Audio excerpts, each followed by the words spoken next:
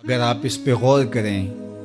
تو آداب معاشرت کا خلاصہ ہے یہ حدیث۔ آقا کریم نے ارشاد فرمایا اتنی دیر تک کوئی شخص کامل مومن نہیں ہو سکتا جب تک وہ اپنے مومن بھائی کے لیے وہ پسند نہ کرے جو اپنے لیے پسند کرتا ہے۔ ایک اچھا معاشرہ تشکیل دینے کے لیے آپ کو کوئی رہنما اصول چاہیے گا تو اس سے بہتر آپ کو کوئی اصول نہیں ملے گا۔ اپنے لیے بہرحال بندہ بہتر ہی چاہتا ہے، تو جب وہ اس مزاج میں ڈھل جائے کہ میں اپنے مومن بھائی کے لیے، اپنے معاشرے کے دوسرے افراد کے لیے بھی وہی چاہوں گا، تو پھر مجھے بتاؤ کہ معاشرے کے اندر پھیلتی ہوئی روحانی بیماریاں، حسد، حقد، بغض، کینہ، نفرت، ایک دوسرے کو نیچا دکھانا، تکبر، رعونت، غرور، یہ ساری چیزیں یہ کہیں آپ کو نظر بھی نہیں آئیں۔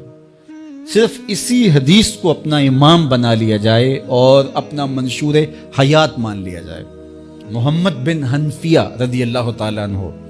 حضرت علی المرتضیٰ رضی اللہ تعالیٰ عنہ کے فرزند ہیں، لیکن حضرت سیدہ فاطمہ الزہرا سلام اللہ علیہا سے نہیں ہیں، اور حضرت امام حسن رضی اللہ تعالیٰ عنہ حضور علیہ الصلوۃ والسلام کے نواسے، تو بھائی آپس میں، تو دونوں میں کسی معاملے میں شکر رنجی ہو جاتی ہے۔ شکر رنجی، جس رنج میں مٹھاس ہو، شکر ہو، میٹھی ناراضگی، کوئی بغض حسد پہ مشتمل ناراضگی نہیں۔ تو حضرت محمد بن حنفیہ ایک دن بیٹھے تو سوچا کہ وہ میرے عمر میں بھی بڑے بھائی ہیں، اور پھر دوسری بات یہ ہے کہ وہ رسول خدا کی بیٹی کے بیٹے ہیں، ان کا یہ اعزاز ہے، بہرحال مجھے تو یہ اعزاز نہیں ہے، پھر جوانان جنت کے سردار بھی ہیں، تو میں ان سے ناراض ہوں، وہ میرے سے ناراض ہیں، تو بات بھی کوئی اتنی خاص نہیں۔ تو اب دن بھی 3 گزر رہے ہیں، چلو میں ان کو راضی کر لیتا ہوں۔ تو گھر سے نکلے ان کو راضی کرنے کے لیے، تو واپس آ گئے راستے سے، کاغذ لیا اور اس کے اوپر اپنے بھائی کے نام مکتوب لکھا کہ میں آپ کو راضی کرنے کے لیے گھر سے نکلا تھا، لیکن راستے میں مجھے حضور علیہ السلام کا فرمان یاد آیا کہ جب 2 مومن بھائی آپس میں کسی معاملے میں الجھ جائیں، ناراض ہو جائیں، تو جو صلح میں پہل کرے گا وہ جنت میں بھی پہلے جائے گا۔ تو میں تو یہ گوارا نہیں کرتا کہ آپ سے پہلے جاؤں، تو میں ناراض ہوں، آپ آئیں اور مجھے منائیں۔ تو حضرت امام حسن نے خط پڑھا اور مسکرانے لگے، اور آپ تیزی کے ساتھ تشریف لائے اور اپنے بھائی کو کہا اچھا مان جاؤ پھر۔ تو وہ مننے کے لیے تو پہلے ہی تیار تھے نا۔ تو جب آپ اپنے مومن بھائی کے لیے وہ پسند کریں گے جو اپنے لیے پسند کرتے ہیں، تو پھر زندگی گزارنے کا مزہ آنے لگے گا۔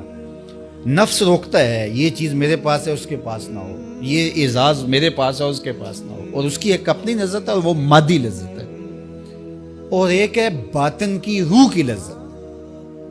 تو روح کی لذت نفس کی لذت سے کہیں زیادہ اور کہیں دیر پا اور کہیں مختلف ہے۔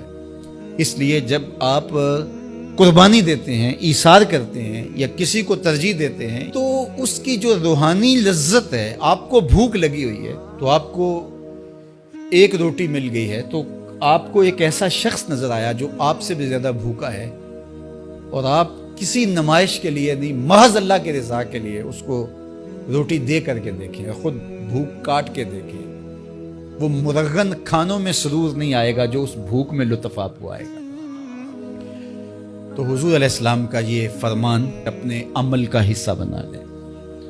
اور اپنے بھائیوں سے، جو خونی رشتے سے جڑے ہوئے بھائی ہیں، وہاں سے شروع ہو کر کے پورے معاشرے کے اندر اس کا عملی نفاذ کریں۔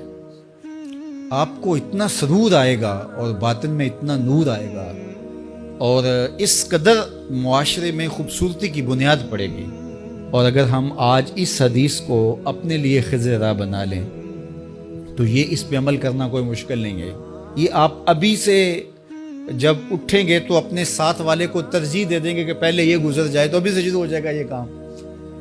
تو یہ آپ گھر میں اپنے بچوں کے ساتھ، اپنی بیوی کے ساتھ، روزمرہ کی زندگی میں جہاں ملازمت کر رہے ہیں، کاروبار کر رہے ہیں، جن دوستوں کے ساتھ کھیل رہے ہیں حتیٰ کہ، تو یہ وہ چیز ہے کہ اس کا آغاز عمل سے پہلے سوچوں سے شروع ہو جاتا ہے۔ کہ آپ کسی کے لیے اچھا سوچنا شروع کر دیں. جو اپنے لیے سوچتے ہیں وہ اپنے بھائی کے لیے بھی سوچیں.